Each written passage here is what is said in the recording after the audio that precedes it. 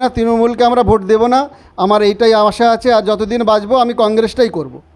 মানে যদি আপনার সঠিক ভোট হতো এই পঞ্চায়েতগুলো ওখানে টিএমসি থাকতো না। পঞ্চায়েত সমিতির একজন সদস্য হিসাবে ভোটে লড়েছেন, কি পরিস্থিতি ঘটেছিল? কংগ্রেস থেকে আপনি দাঁড়িয়েছিলেন, কি পরিস্থিতি হয়েছিল আপনার? আমি যখন আমার 21 নম্বর পিএস থেকে আমি ব্লক হাসনাবাদ 126 বুথ নাম্বার থেকে আমি লড়েছি। আমি কংগ্রেসের প্রার্থী হয়ে মানুষের কাছে ভোট চেয়েছি এবং মানুষ আমাকে সর্বসম্মতভাবে আমাকে সেই উপহারটাকে দিয়েছিল। কিন্তু আমার আন্ডারে 9টা বুথ থাকায় আমি 7টাতে জোরদার ওরা ছাপ্পা করেছিল। সে ছাপ্পা করার পরেও যখন ভোট কাউন্টিং সেন্টারে আমরা গেলাম, আমাদেরকে ঠেট করে ওখান থেকে সরিয়ে দেওয়া হলো। দেওয়ার পরে আমরা ওখান থেকে চলে গেলাম, বা ওখানে কেন্দ্র বাহিনীর কোনো প্রশাসন ছিল না। থানা দিয়ে তো ওরা ওদের সঙ্গে অ্যাক্টিভ আছে। এই মতো অবস্থায় আমরা বাধ্য হয়ে ওখান থেকে মার খাওয়ার ভয় থেকে আমরা চলে আসলাম, বা আমার এজেন্ট যারা ছিল প্রত্যেকে ভয় পেয়ে চলে আসলো। কিন্তু রাত্রে 11টার সময় আমরা আমাদের যে প্রশাসনের ভিতরে আমাদেরও তো কিছু লোকজন থাকে, বা টিএমসির যারা অন্যান্য লিডার থাকে তাদের সঙ্গে আমাদের কম বেশি ভালো সম্পর্ক আছে। তারা আমাকে জানালো রাত্রে যে মহাসিন, তুমি কিন্তু 865 ভোটে তুমি জিতে গেছো। সেই মুহূর্তে আমি যে কী করব। এবার ওখান থেকে যখন এইটা শুনে আমার যে জেতা সিট আমি হারিয়ে যাচ্ছে। এবার আমি বেরোলাম, বা ওই রাত্রে গেলাম, কিন্তু যে ওখানকার পরিবেশ পরিস্থিতি ভালো না দেখে আমি চলে এলাম। এবং ওখান থেকে নিউজ পেলাম যে ওখান থেকে ব্যালট বক্সগুলো ওখান থেকে ওরা বার করে নিয়ে বিডিও অফিসে যেয়ে আবার পুনরায় সেই আমাকে হারিয়ে ওরা জিত করে চলে আসে।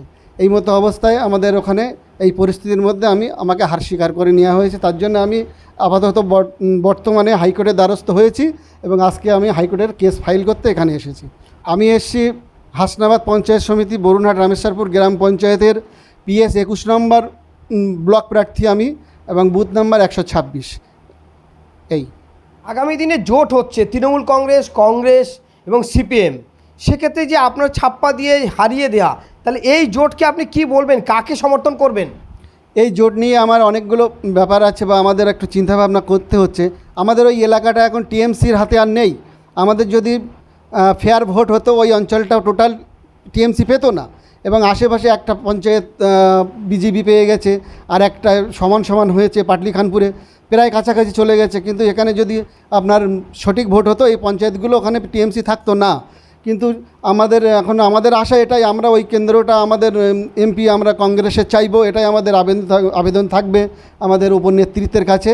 এই হলো আমাদের আশা যে আমাদের যেন প্রার্থীটা আমরা কংগ্রেস থেকে পালে আমরা ওখানে কংগ্রেসে আমরা লিড। যদি ওখানে সিপিএম বা কংগ্রেসকে দেয় বা তৃণমূলকে দেয়, সেক্ষেত্রে আপনারা কি করবেন? সেই ক্ষেত্রে আমাদের ওপর নেতৃত্ব যেটা বলবেন আমাদের সেটাই করব। আমাদের যারা সিনিয়র লিডারেরা আছেন তাদের কথা অনুযায়ী আমরা চলবো, বা আমার ব্যক্তিগত যেটা মতামত আছে যে আমি ব্যক্তিগতভাবে আমি টিএমসি। তৃণমূলের এত আঘাত, আপনাকে কেড়ে নিয়েছে, বুথে ঢুকতে দেওয়া হয়নি, আপনাকে মারধর করা হয়েছে আপনার পরিবারের, সেই সঙ্গে আপনারা কি ফের তৃণমূলকে ভোট দেবেন যদি তৃণমূলকে দেয়? না, এটা কখনোই সম্ভব হবে না। তৃণমূলকে আমরা ভোট দেব না, আমার এইটাই আশা আছে। আর যতদিন বাঁচবো আমি কংগ্রেসটাই করব। লোকসভায় ইন্ডিয়া জোট, এই জোটে তৃণমূল কংগ্রেস সিপিএম, তাহলে এই জোটকে এই জোটকে কি আপনি সমর্থন করছেন না? না, আমি ব্যক্তিগতভাবে সমর্থন করছি না। এবার লিডারেরা যদি যেটা বলবে সেটাই করব।